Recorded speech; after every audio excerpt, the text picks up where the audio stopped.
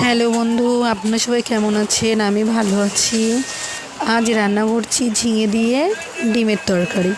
ডিমগুলো সেদ্ধ করে নিলাম, করে অর্ধেক অর্ধেক করে নিয়ে নুন দিয়ে হলুদ দিয়ে একটু লঙ্কার গুঁড়ি দিয়ে ভালো করে মাখিয়ে নিচ্ছি।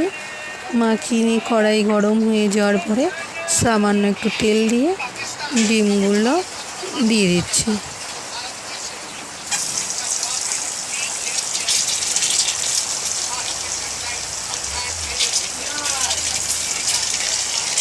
দিয়ে দেওয়ার পরে লাল লাল করে একটু ভেজে নিয়েছি।